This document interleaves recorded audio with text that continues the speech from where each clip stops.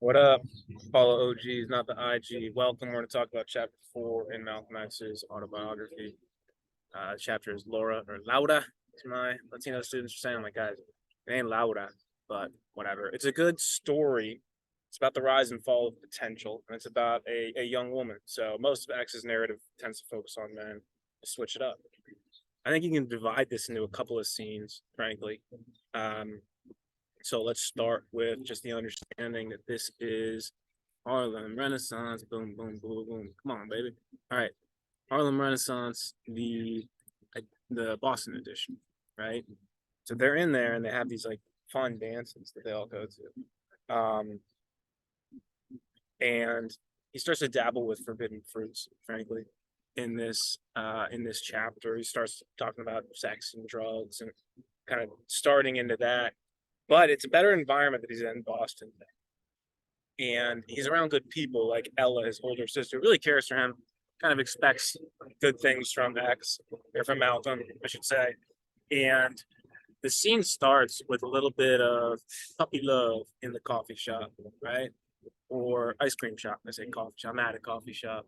Um, but he meets someone named Laura, and they're having all the feelings, as the kids would say. This is a section I'll read it quickly. Laura really likes school, said she wanted to go to college, came for algebra, planned to major in science, right? Um, there's a world of experiences more than truth, right?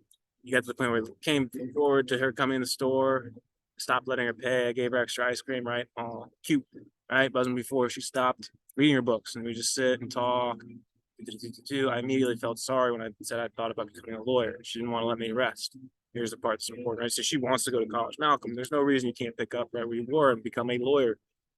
She had the idea to right? Um, and it's an interesting point because basically she's inspiring to Malcolm X. One thing I tell my students about is like the people outside in your life, they're either rocks or balloons. Rocks want to bring you down. Rocks will say things like, take your clothes off, or hit this, right?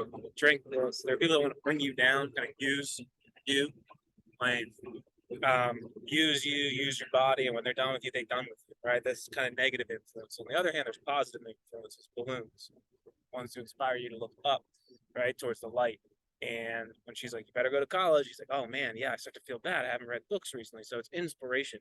So there's uplifting people and there's negative people. Laura kind of fits the second category, does she not? I think so, right? So she's a good person, and X is like really intrigued in her, and they got, you know, puppy love, puppy love. Then what happens? Well, they go to a dance. They go to that dance together. And I think, should I show this one clip? Because I was talking to my students, I'm like, they went to a dance, right?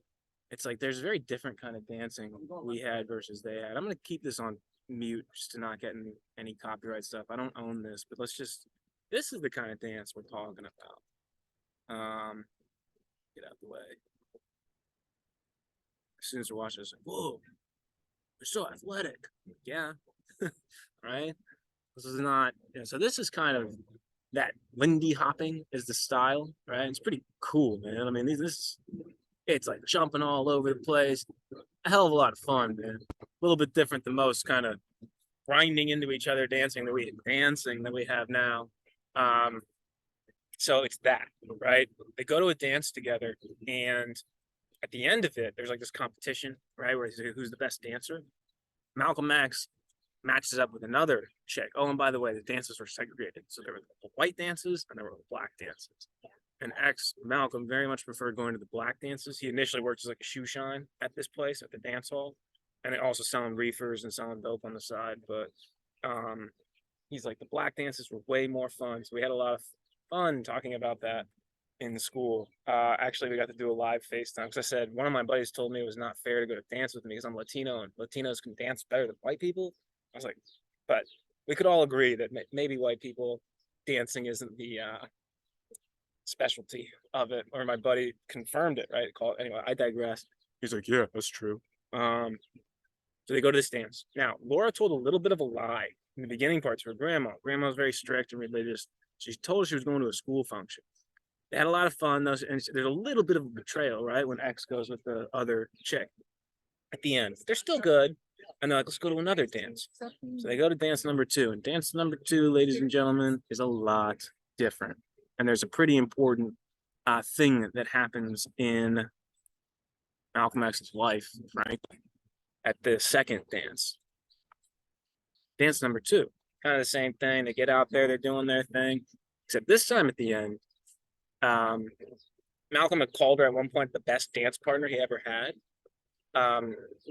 It's Laura and him. They dance, they do their thing, and it's Lionel Hampton. We listened to him in class, right? The band's clapping up, like they win the little like individual dance thing at the end, and right in that moment of passion, right then and there, they're going off, and all the girls kind of surround Laura. They're like patting her on the back. A new star is born. He's saying he locks eyes with a certain someone.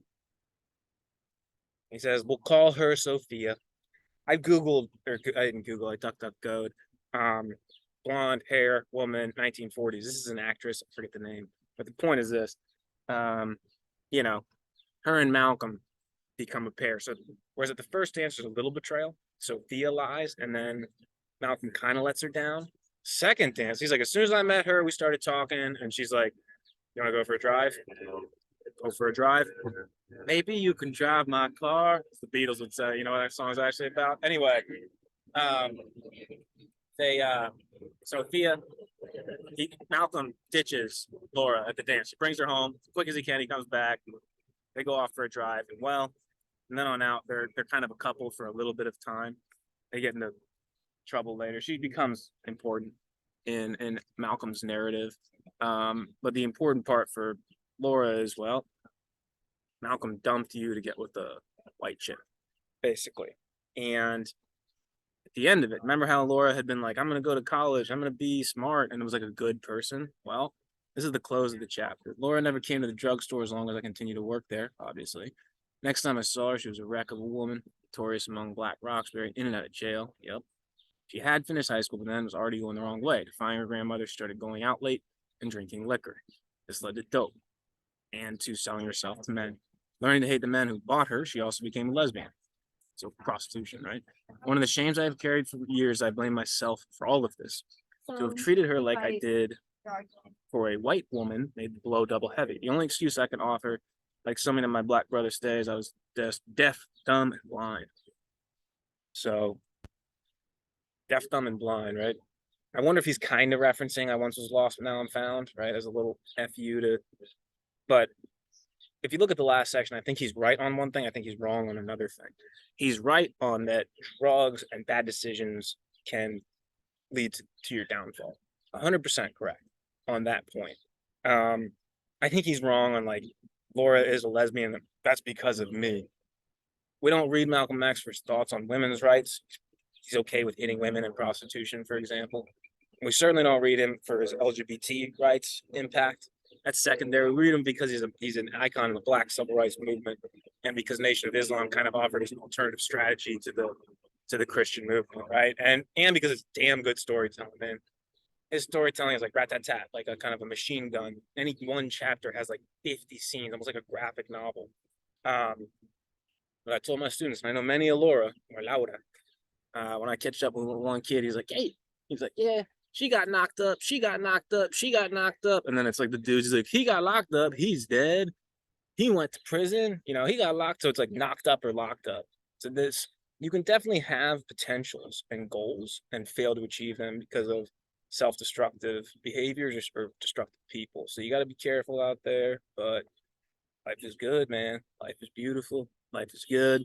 Not sure how many more X uh, lessons we'll do here. We finished it in school, but I don't know. We'll see. We'll see. But I hope you enjoyed Laura. And yeah, don't let that be you. Peace.